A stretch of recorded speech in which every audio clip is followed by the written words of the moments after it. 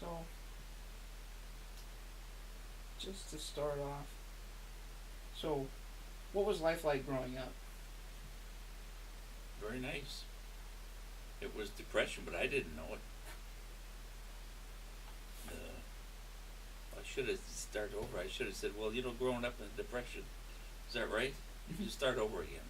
Okay, yeah, just go ahead. That's fine. I'll So sort of. everybody was poor, but I didn't know it. Everybody was in the same boat. There was no money. If you got a nickel, you could run out and buy enough candy, you have a big bag of candy, and you seldom got a nickel. But if you did, and if you went to a movie, it was 15 cents. You could get a cup of coffee and a donut for 10 cents. You get a piece of apple pie and ice cream for 10 cents. And we used to go to movies every Saturday for a nickel. You see 3 westerns and a bunch of Three Stooges comedies, and then you'd sit and watch the whole thing over again. You could stay all day,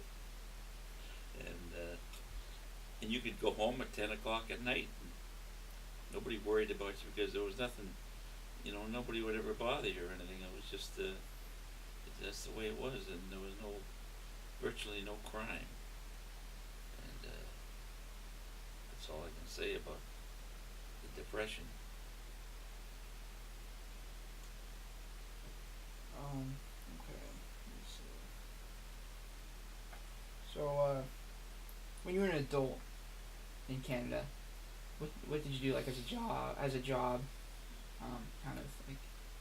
Well, I was an apprentice printer, and I spent the 6 years apprenticeship, and I worked for one newspaper for 4 years, and then I went to another newspaper. I worked there for 3 years, and then I left that city, my hometown, and I went to Toronto. My hometown was Winnipeg, and I started in 1949 as an apprentice. I was 17 in the Winnipeg Tribune. I worked there for 4 years. Then I went over to the Winnipeg Free Press, and then a couple of years I worked different places in commercial plants and everything, and this work wasn't that good, so I took a bus, went over to Toronto. In Toronto, I worked at the Toronto Star for about 3-4 years, I guess. I got married there. I had 3 children. Then we went on strike. I was on strike for 2 years, and they wanted printers in Washington, D.C.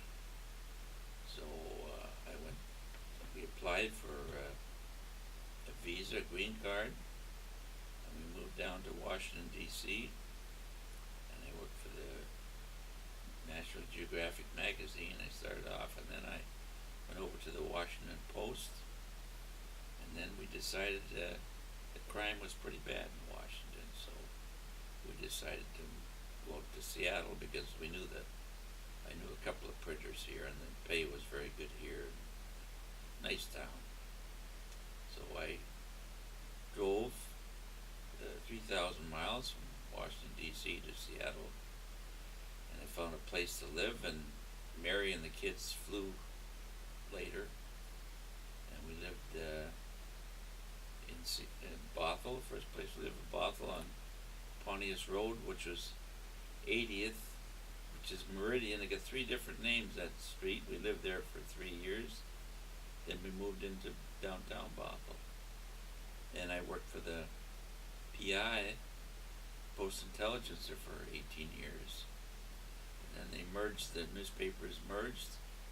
And then I worked for the Seattle Times for the last 13 years. I retired in 1996.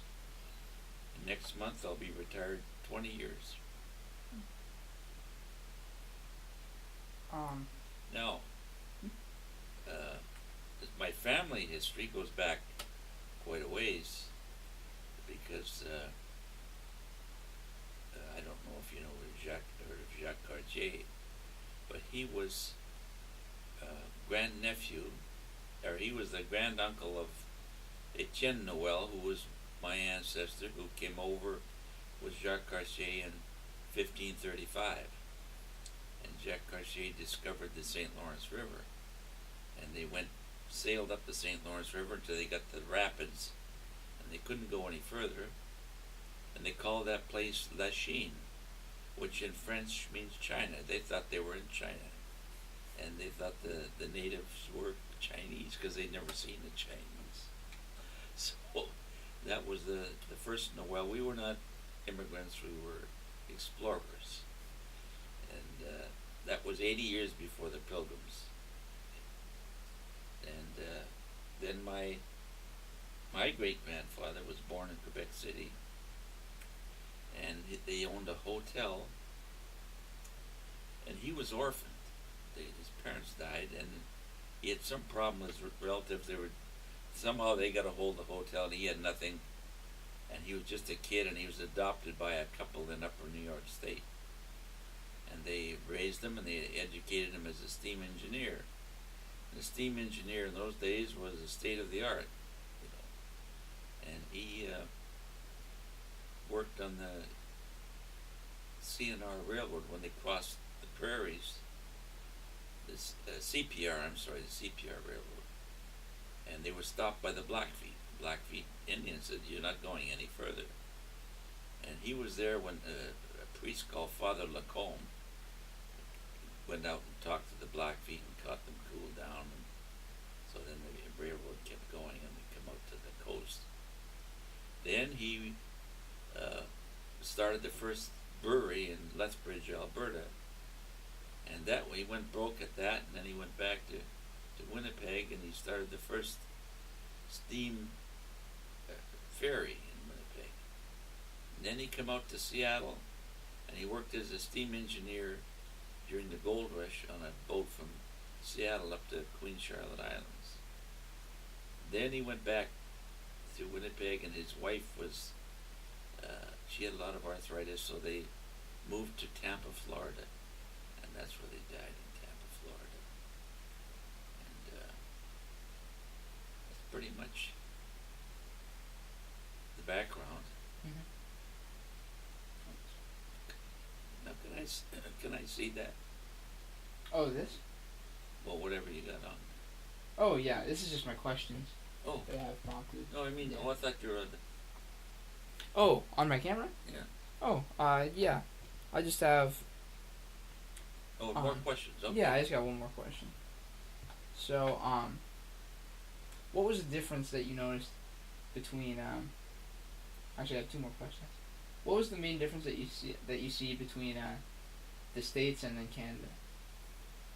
Well, the Canadian border is like a one-way mirror.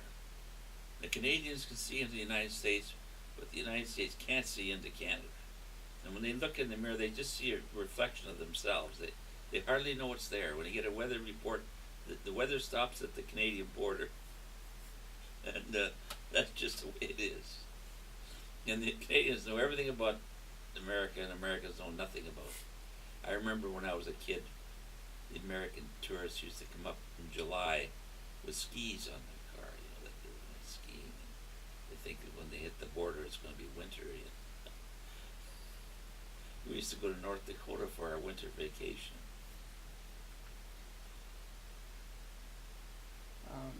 I also wanted to ask, how do you think moving to the United States changed your life?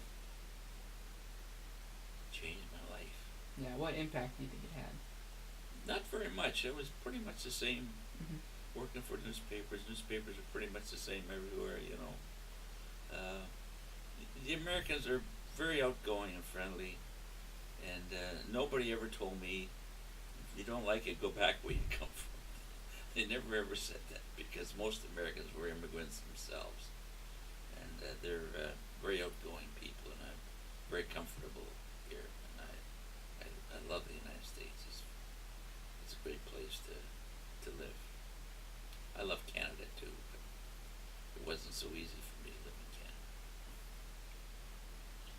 All right. Yeah. So that's about it. Okay, can I see it? Yeah.